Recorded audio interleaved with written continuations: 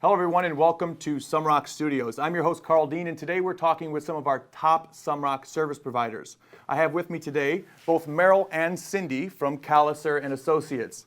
Merrill, Cindy, welcome and thank you very much for joining us here today. Thank you for having us. Absolutely. So tell us a little bit about your guys' company. I know you guys have been in this space for some time. I've seen you around the ecosystem, to call it.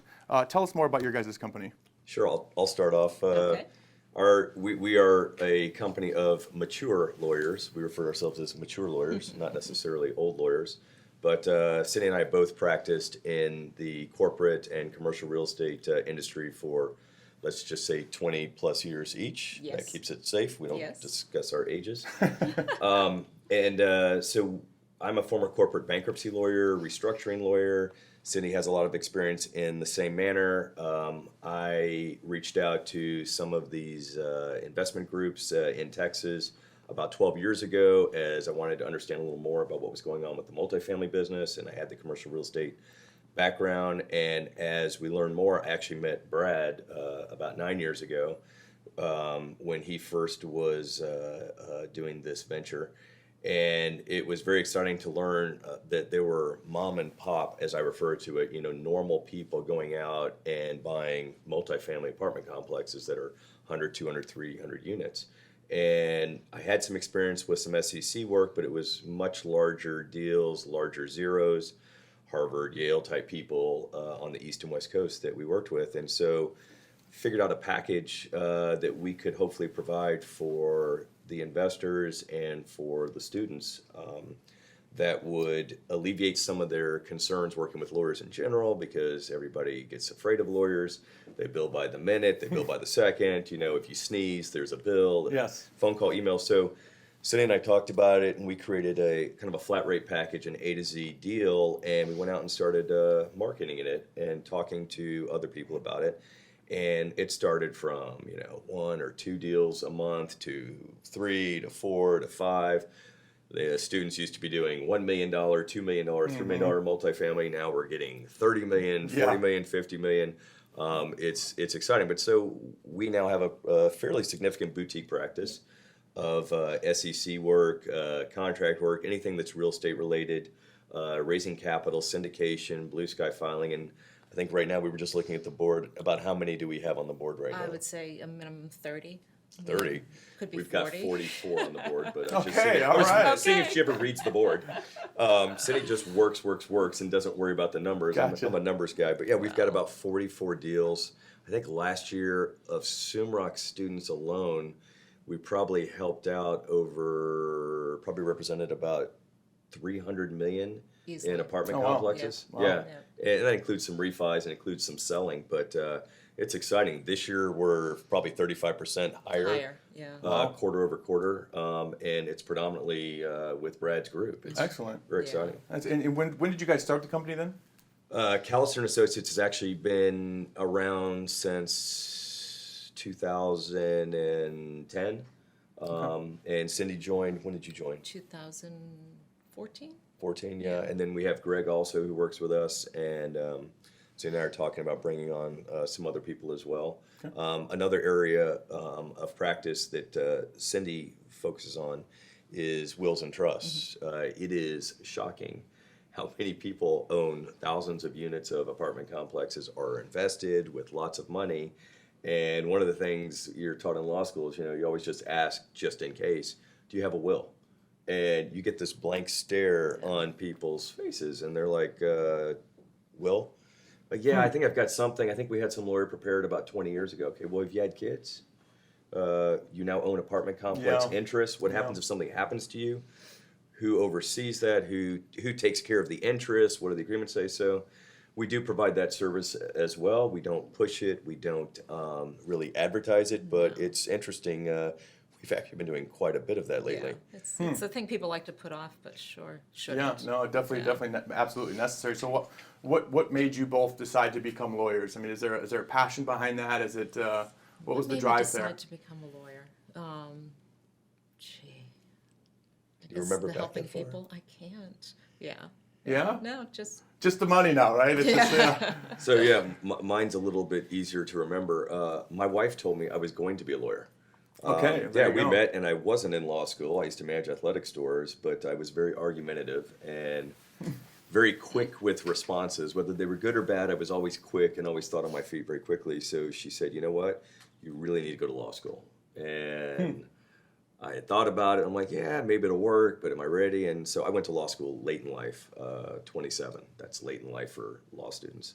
And so, yeah, my wife told me to be a lawyer, and I did the big law firm thing. I did well in law school, worked for a great firm downtown, and put in 2,500 hours a year, billable. So I can't even calculate how many hours that actually equals. But got great experience as a corporate bankruptcy lawyer. When you're a corporate bankruptcy lawyer, you see the ins and outs of every single company. You get to touch everything that's involved with that company. So I was fascinated by debt restructuring. I was fascinated by leverage in general, the leverage stacks, the capital stacks. And so then looking at what investors are doing in these type of apartment complex deals, to me it was fascinating because they're doing the same things that large private equity firms are doing on the East Coast and West Coast without a lot of legal fees, without a lot of guidance, and they're successful doing it. So maybe we can help them through it and help them avoid some of the potential liabilities by just kind of piecemealing it together, and they still make their profit, and it's a win-win. We kind of treat our clients like they're our partners, so to speak. Yeah. I mean, we have clients that they just don't leave. They don't want to leave, but they're literally, we have happy hours every once in a while, and it's not to go sell a service. It's really to say thank you for being our clients. Everybody is hugging. I'm not a hugger. I am not a hugger. Ask my wife. I'm not a hugger. Note to self: happy wife, happy life, and he's not a hugger. I'm not a hugger. Everybody is hugging us. Hugging. Last night at an event, thank you. You've changed our lives. Like, you've changed ours. We're just happy. It's exciting to be around these people, and they come. Even it's not a big plug for Brad's group, but they come very, very prepared and educated from Brad's group versus many other people that we see that come to us, and they're not just from Texas; they're from all over. It's exciting.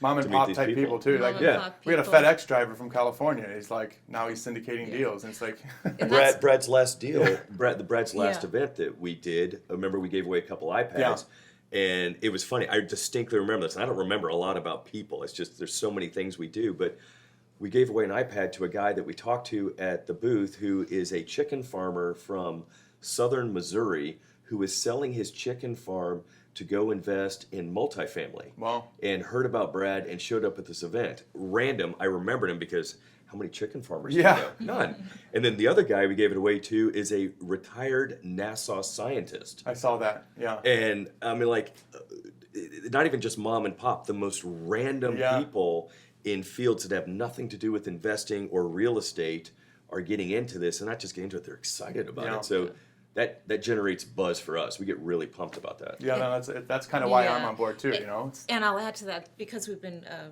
provider for Brad for so many years now, I've seen people literally on their first event, nervous, not sure what they're doing. Can they do this? And literally 12 months later, they're some of the stars on stage. Yeah, and it's syndicating. been so interesting to be able to help them on the legal side. Basically, we hold their hand through their first deal, and it's great, and they're having tremendous success. I love it. That's Yeah. honestly that's what brings me to Brad's group. It's just when I came to the first couple events and you just kind of meet these mom and pop type people who have zero experience in real estate investing, and they really dedicate their time, right? There's a lot of people who might take the course, and if they don't really apply themselves, it's not going to work, right? But if you Right. apply yourself, if you treat it like it's a college degree, you go through the modules, you do all the core stuff, you see these people blossom into Yeah. successful real estate investors. Totally. Like, I always use Bonnie and Carrie as a great example because Right. Yeah. they're Their first deal. high-paid executives that decided to do this, and now they're very, very successful and multi-millionaires Yeah. from this source of. It's just it's It works. rewarding, right? Yeah. It's very rewarding Yeah. to be a part of that. We're in the wrong business. Yeah. Well, we're all trying to transition our way into these deals at the same time too. So you talked about deal volume last year, saying you did about $300 million with the Sumrok. What is your total deal volume, would you say, for your firm? Well, I think for the last 5 years, we're at 1.9 billion. Oh wow. Now, I wish that was money we have made, but it's it's money that lots of clients have made off of the 1.9 billion. But yeah, you figure average transaction size, it grows. It's been growing. Average transaction size last year was about a 12 to 13 million dollar Yeah, apartment yeah. complex. starting off this year. No, they're easily in the 20s. They're 20s Really? to 30s, and and we love the little ones. Actually, I miss the newbie clients because it's actually fun to watch the light bulbs click when you start going over PPMs. We're not just a lawyer. I'm going to draft the document. We're done. We actually look at the pro formas because we have some business experience through some of our other businesses, and so if it looks like there's a glaring issue or something that doesn't make sense before they send it off to their investors or their potential investors, we work with them. We work with their bios. We're truly full service. Those aren't really legal services, but they're just value add. They don't get charged extra for, but it's exciting. But the bigger the deals are and the more deals a client's done with us, it's almost sad because they don't talk to us as much. They use us, but it's on cruise control. Far for less them. conversation and questions. Right. Like, is everything okay? Oh, yeah. We know you're going to do the PPM. We know blah, blah, blah. Just let us know when it's done. And then, thank God, groups like Brad's are constantly bringing in new people to add to the mix because there's a lot of good asset opportunities out there. And so I think it's fun. I think it's fun because you have so many different. I'd love to talk to a chicken farmer. Yeah. And I don't use that in a derogatory manner. He introduced himself as a chicken farmer. So unique. I would love to talk to him and see how that first deal goes when he gets his first deal. Hopefully we will. Yeah. Just to see his perspective on, having a farm in his family for generations with chickens. And now he is looking at a multifamily asset, changing people's lives that are going into it. And just, completely changing the whole family dynamic, right? Yeah. Going forward. Yeah. That's awesome. So we get free eggs too, by the way. free eggs. Oh, that works.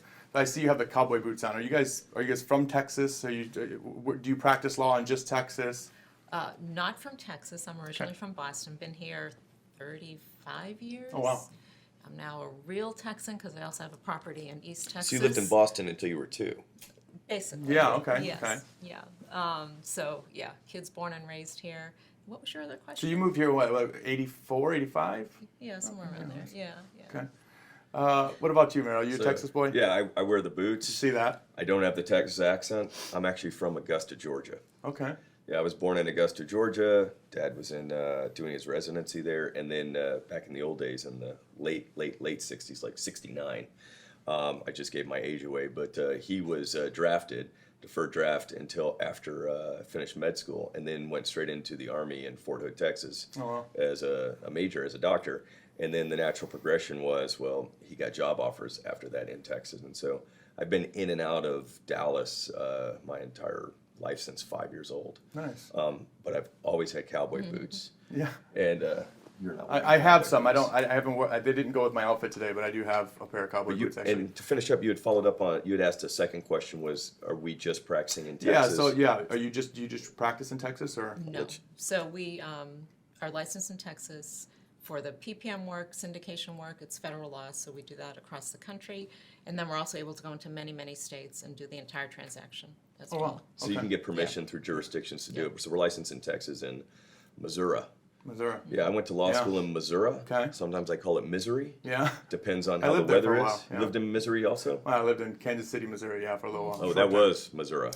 Well, That was actually Misery. it was a good time. At some point. Were you on the Kansas side or the Missouri side? I was on the Missouri side. Yes. I actually moved there. The first day I moved to Kansas City, the Royals beat the Tigers to take first place in the division, and then I watched the Royals go to the World Series. Like, that was my experience being in Kansas City, and so I went to a couple World Series games. It was an epic time of my life. It was kind of a cool little stint there. None of that happened with my time in my life there. I was in law school for 3 years in a place that had white stuff on the ground in the Oh, wow. wintertime. Did not Oh, yeah, understand yeah. what white stuff was. And so, we lived there 3 years. And it's funny because even in the 3 years, I was married during law school, because like I said, went a little later in life. Or I am still married too, just for the record. But when we were in St. Louis, I got to see a whole different community. I really wasn't familiar with the Midwest. And it's another place where there are great opportunities for assets. We have clients that invest in St. Louis.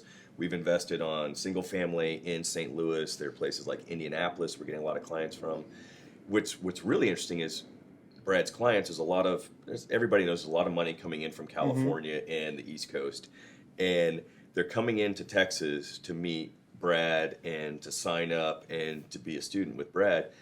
and then they're going out and they're buying properties in areas that aren't even in Texas or California, or because they That's a good learn thing. you follow the cap rate and you follow the numbers and the economics. It doesn't have to be in your backyard. And Exactly.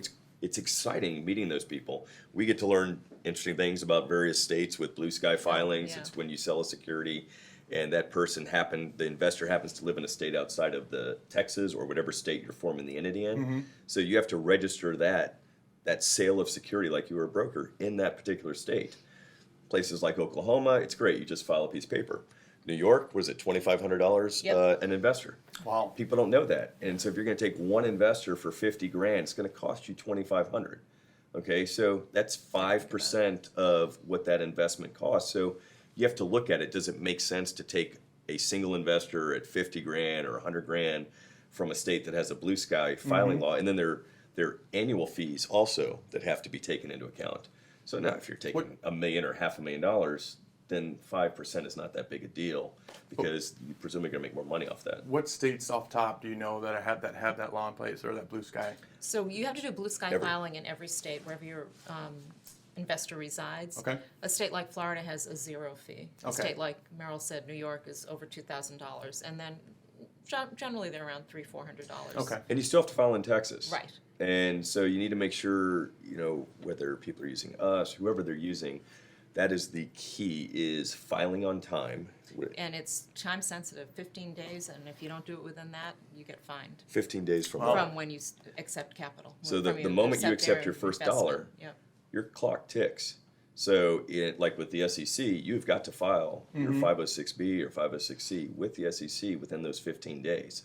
There's significant There's penalties. significant penalties. I will say we are very good about staying on top of our clients, hammering them with, you need to file, you need to give us the information. Push them through, right? Keep Oh, pushing them. they You gotta hate keep it. pushing It's- them. it's like but basically- you have to, we right? annoy them to the point where happy you annoyed us because Exactly. we saved you the fee. Exactly. Yeah. Right. So talk about you talked about obviously when someone brings you a deal, you guys kind of actually look at the pro forma. What else would you say really defines you or separates you from some of the competitors in your space? Sure.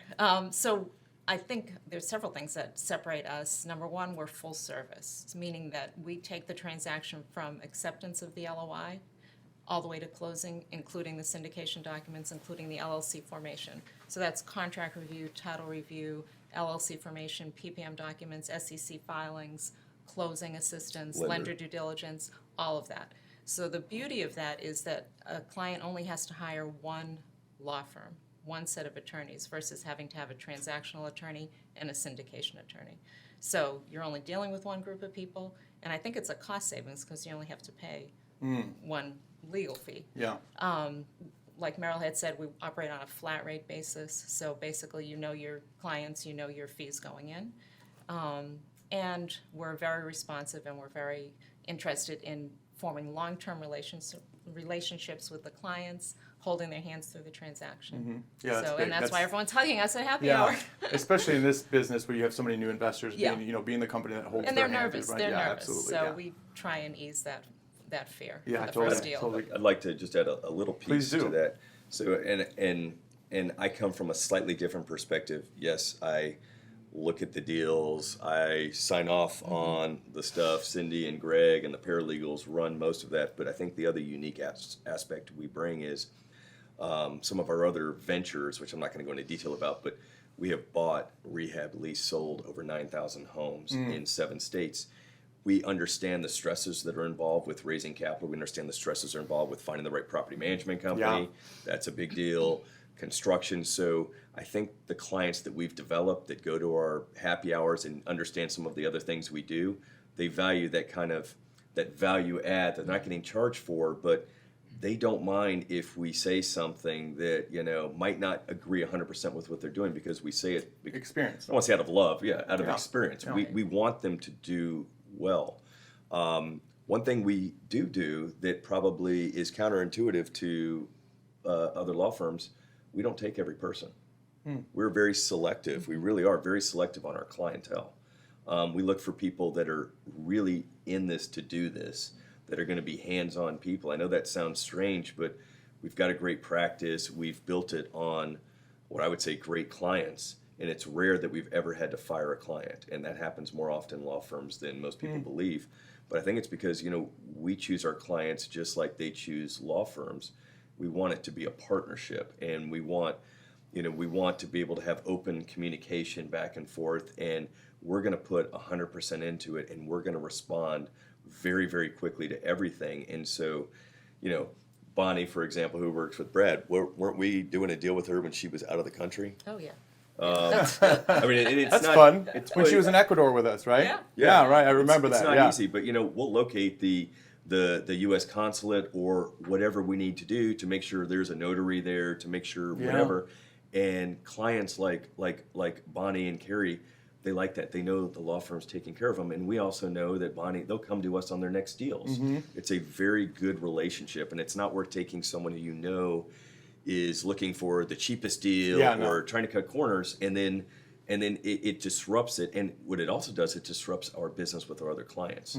So we always look into that as well. So I'm not saying we don't want clients, but we love Brad clients because they're educated. We don't have to educate them on 80% of what we do like we do with other clients, and it's a time. It sounds like you guys go definitely above and beyond for the clients, and I for one am the type of person to stick with that type of company versus trying to save a couple dollars, because it's a nightmare, right? So tell us, when does an investor contact you? I'm assuming obviously before they do the deal, they're going to want to get some pricing and whatnot from you. So the time they really need to engage us is when they have an accepted LOI. Okay. Because that's when things start rolling. We get the contract review and so forth. We're very happy to, and we do this a lot. If they are submitting LOIs, clients can always send the LOI to us free of charge, complimentary. We'll review it, make sure all the terms and parameters are in there that they need to secure the deal. Well, that's very, very good to know. I can In my run a suggestion, couple by you then.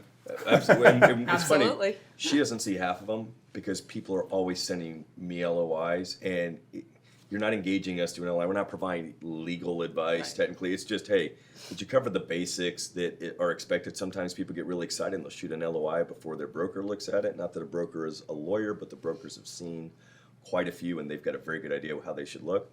So we always recommend, whether you're going to use us or not, just let us see it. Even if you decide to use somebody else, you may use us at some point. We don't want to see anybody agree to something, even though LOIs are non-binding. Non-binding doesn't mean a whole lot between a buyer and seller because they ignore that part in their heads, and they won't move to contract if it looks like the term wasn't initially agreed to. Right. So our deal is, one, do that. Always run it by us or any lawyer first, whoever it is. They shouldn't be charging you to just take Review a quick it, 30-second look. Most will, but you don't. And That's I've good. been at firms that Yeah, do. yeah. I've been at firms that do. And honestly, we do a third Tuesday of the month. It's a happy hour. It's a no sales happy hour just to let clients and potential clients show up, have a few drinks, eat. It's shocking, but we actually pay 100% for it. We don't give you little coupon tickets. That's good. I hate the coupon tickets. But then, It's a mess. But Right? and it's not about that. It's not about the eating and drinking. What it is you'll see clients, like we said, that are hugging us. You don't normally hug your lawyer, and especially lawyers who aren't huggers. They Yeah. hug, and I hug back. But you'll get to meet people that work with us regularly, and they'll see the relationship, and they'll understand.